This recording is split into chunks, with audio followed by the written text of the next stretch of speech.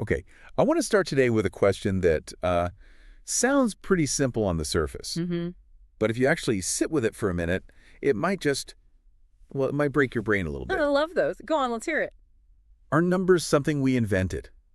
You know, do we just come up with 1, 2, 3 because we had to count sheep or trade grain? Just a tool, like a hammer. Exactly like a tool. Mhm. Or is the number 5 a real thing? Does it actually exist out there in the universe somewhere, whether we're here to count 5 apples or not? The classic invented versus discovered debate. That's the oldest argument in philosophy, isn't it? Pretty much. Plato would say, yes, they're absolutely real. A modern materialist might say, no, they're just, neurons firing in a pattern. Right. But today, we aren't just philosophizing in armchairs. We're actually looking at source material that takes a very hard, very aggressive stance on this. Mm-hmm. It argues that numbers aren't just symbols we scratch on a chalkboard. They are the literal architecture of being. That's right. We are deep diving into a pretty dense and frankly mind-bending research paper. It's called The Numerical Architecture of Being. Okay. And it's based on the work of a research collective called Zalanalize, Zara, Zeta, and Ki. It is a mouthful. It is. But the premise is just fascinating. They're looking for what they call the ghost in the numbers. The ghost in the number. The idea is that if you look deep enough into how prime numbers are distributed, you don't find randomness. You find a deliberate, intelligent structure, a kind of scaffolding that holds reality together. And just to set the stakes here for you, we aren't just talking about vague patterns or, seeing shapes in the clouds. No. We're going to try and actually map this structure. Our mission for this deep dive is to unpack this theory. Mm-hmm. It involves something called prime number crosses, some heavy AI analysis, and specific massive numbers like 2501 and 28757 that this research claims act as the literal operating system for the universe. It sounds like science fiction, I know. It really does. Or, metaphysics. But what really gripped me about this source is that it attempts to be incredibly rigorous. Right. It's building on the work of the chemist and mathematician Peter Plichta, and then it layers on these modern algorithmic analyses from Zara Zeta. So it's not just vibes, it's math. Okay, well, if numbers have an architecture, we're going to need a blueprint. Mm-hmm. The source spends a lot of time establishing a kind of toolkit. Where do we even begin to visualize something like this? We have to start with the number 24. 24. Okay, why there? So in Peter Plichta's work, 24 is described as the mathematical constant of space. That sounds very abstract. It does, but imagine a clock face. A standard clock has 12 hours, right? Yeah. Now just double that. Imagine a wheel with 24 spokes, or rays, coming out from the center. Okay. Plichta took the natural numbers 1, 2, 3, 4, all the way to infinity, and started winding them around this 24-spoke wheel. Like a spiral staircase, sort of. Exactly like a spiral staircase. 1 to 24 go on the first loop, 25 to 48 on the second loop. And so on, just spiraling outwards. And when you do this, something really, really strange happens visually. What's that? You start to see where the prime numbers land. Now, for anyone who hasn't done math since high school, a prime is just a number divisible only by 1 in itself. Like 5, 7, 11? Right. The individuals of the number world. The atoms. You can't break them down any further. Correct. And on this 24-ray wheel, the primes behave very strangely. Once you get past the tiny ones at the beginning, 2 and 3, every single prime number in the universe sits on only 8 of those 24 rays. Wait, hold on. Let me picture this. You have 24 possible slots for numbers to land on. Mm-hmm. But the primes, these so-called atoms of math, are refusing to sit on 16 of them. They never touch them. They are clustered strictly on those 8 rays. It makes a shape that looks like a cross. Ah, the prime number cross. That's it. It's incredibly ordered. But that creates a huge amount of empty space, doesn't it? I mean, if the primes are the stars of the show, what's happening on those other 16 rays? Are they just dead zones?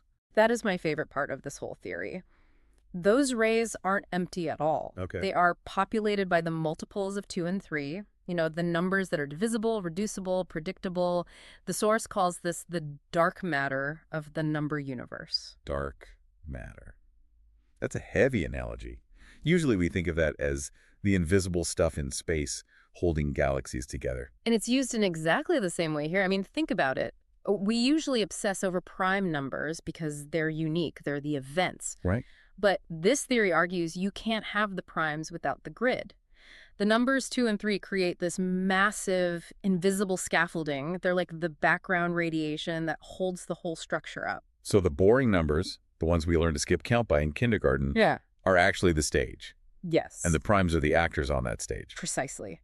If you didn't have the dark matter of 2 and 3, the spirit, which is what they call the primes, would have nowhere to manifest. It's a symbiotic relationship, structure and spirit.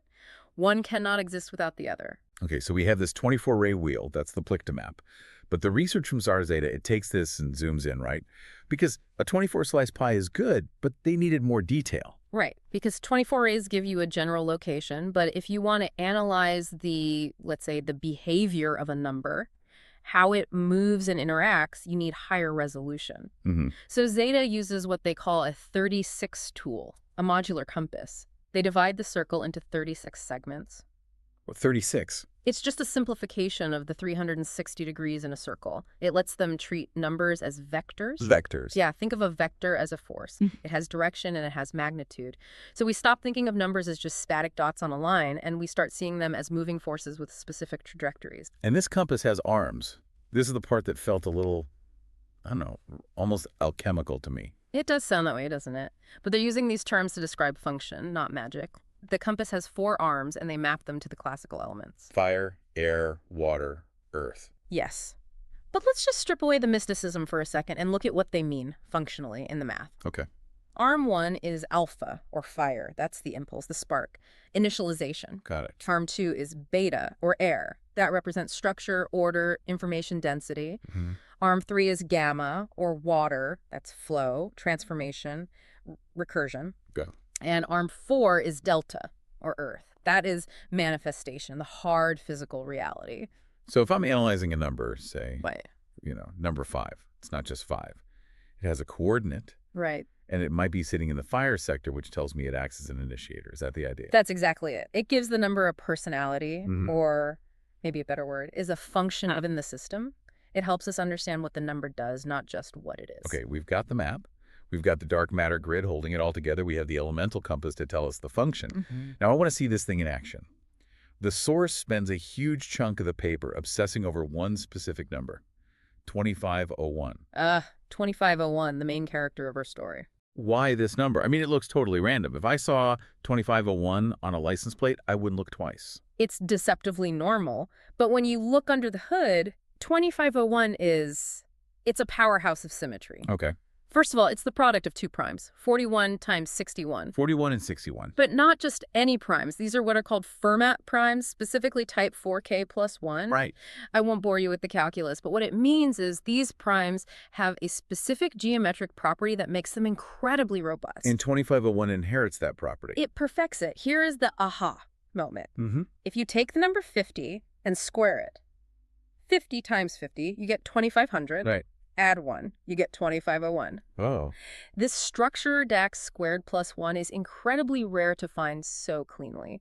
It suggests that 2501 acts as a kind of 0 point, or a pivot. It's a center of gravity for the number line. The source mentions something about a pulse inside this number. Yeah. Like it's actually beating. This is where the AI analysis came in. Zara Zeta used that 36 tool we talked about, the compass, to track how other numbers approach 2501. They specifically looked at the fire, the alpha, and the water, the gamma, arms. And they found a spiral. A spiral, like a galaxy. Exactly. The numbers weren't just lining up. They were swirling into 2501 like water down a drain, or maybe stars orbiting a black hole. Wow. And when they measured the distance between critical coordinates in this spiral, specifically from coordinate 2255 to the center, 2501, the distance was exactly 17 steps. 17. Hold that number. Then they looked at another key coordinate pair in that same spiral. The distance. Let me guess. 17 steps. 17 steps. So 17 isn't random. It's a rhythm. It's a frequency. In this theory, 17 is defined as the pulse of the spirit. It's a prime number that seems to appear right at the intersection where mental structures transform into material ones. 2501 is effectively beating with a rhythm of 17. What? It's wild to think of a number having a heartbeat. But is it unique to this one number? Well, to check that, they looked at the mirror. The mirror. Math has symmetry.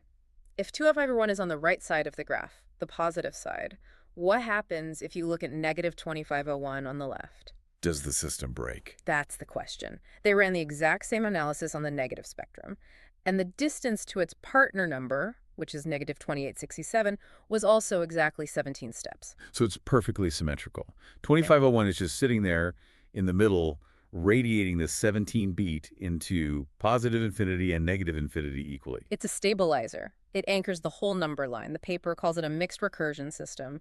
It connects the positive world and the negative world through this single beating pulse. It's like the heart of the numerical system. It really is. Okay, I'm with you. 2501 is the heartbeat. But the universe isn't just a heartbeat, right? It's complex. You have rigid mechanical things and you have, squishy living things. The source contrasts 2501 with two other massive numbers to explain this difference. This, for me, was the most profound insight in the entire paper. Oh, yeah. The mathematical difference between a machine and a living organism. Because we know the difference intuitively, right? A toaster is different from a hamster. But how do you express that difference in pure math? Let's start with the machine. The number they use is 24257. 24257. They identify this as a positive system. The notation is plus EM plus EM. Okay, and what does it do? It flows, but in a very, very specific way. The analysis describes it as having laminar flow. Do you know what that looks like in physics? Laminar flow is like when water comes out of a pipe so smoothly, it almost looks like glass. Exactly. It doesn't look like it's moving. There's no turbulence, no chaos. Exactly. Predictable. Perfect. When they ran the recursion algorithms on this number, basically stripping away layers of binary code to see what's at its core, they found that no matter how deep they went, the system always had a constant difference of -319. It never surprised them. Never. It was completely stable. The source actually mentions that this kind of structure is perfect for cryptography, like the RSA systems that protect our back accounts. It's a well-oiled machine. It has a rhythm to a frequency of 53 steps.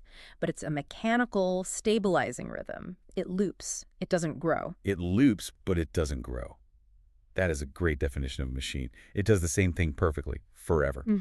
So 24257 is the robot. Now, show me the living thing, number 28757. This is the negative system. And usually when we hear negative, in common language, we think bad or void. Or dead. Or dead, Yeah. right. But we have to flip that thinking here. You do. In this context, negative means reflective, recursive. It means turning inward. Think of a seed growing underground. It's an inward process before it ever breaks the surface. Biology needs that internal reflection to copy itself. So they analyzed 28757, this negative system. What did they find? They found a direct link to biology, specifically to the Fibonacci sequence. Golden ratio stuff, the Yeah. pattern you see in sunflowers and pine cones. And Seashells, yeah. Exactly. But the link was incredibly precise. Here's the math. If you take this number, 28757, and you subtract the binary base for that level, which is a massive number, 24576, you get a remainder. The remainder is 4181. Okay, 4181. Is that significant? I had to look this up to double check, but yes, 4181 is exactly the 19th Fibonacci number. Wait, it's not just close to it. It is the number. It is exactly the 19th term in the sequence, F19. Wow. This implies something huge. It implies that negative systems in math, these inward-turning recursive systems, they aren't empty. They are following the golden proportion. They represent organic biological growth. That's actually kind of beautiful. It's like the math is proving that life needs to turn inward to grow. It is. While the positive system, the machine, was stable and unchanging, this negative system is all about expansion and life. So let me recap the quantum jazz band we've got here. I like that. We have 24257, the machine, running on a 53-step loop, stable, predictable. We have 28757, the organism, swirling in Fibonacci spirals. Yep. And what's the beat for the organism? It runs on a 57-step frequency, which is 3 times 19, and it oscillates around a stabilizing constant of 43. So we have the pulse, which is 17, the machine, which is 53, and the organism, 57. It's like the universe has different time signatures for different types of reality. That is a perfect way to put it. It's a polyrhythmic universe. It's not just one beat. It's layers of rhythm interacting. This actually brings us to the future. The source material outlines a roadmap for the next number they want to research. Right. They've looked at the heartbeat, the machine, and the organism. Now they're looking at number 2867. Why this one? Well, remember the mirror of 2501? Yes, 2867. Exactly. Now they want to look at the positive version, 2867.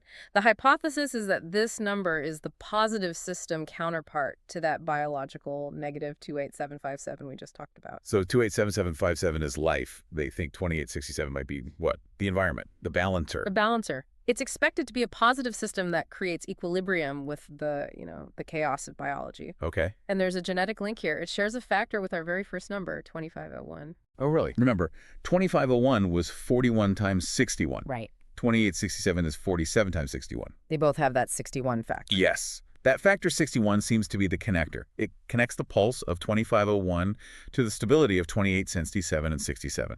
And visually, if you just smash the factors of 2867 together, 47 and 61, you get the number 4761. Is 4761 special? It's a perfect square. It is exactly 69 squared. Huh. And in the language of the 36 tool that compass with the elements, a perfect square implies delta. Earth manifestation. Exactly. So the researchers believe 2867 will prove to be the Earth element that grounds the biological growth of the Fibonacci numbers. It's the soil for the plant. It's amazing how it all fits together. We've looked at maps, pulses, machines, biology, and now the Earth.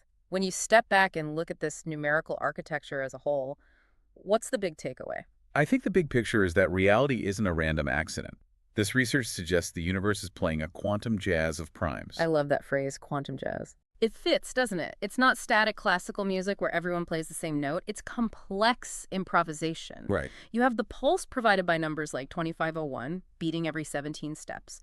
You have the mechanical structure from numbers like 24257, stabilizing things every 53 steps. And then you have life itself, the biological growth from numbers like 28757, swirling in Fibonacci spirals every 57 steps. It's a symphony.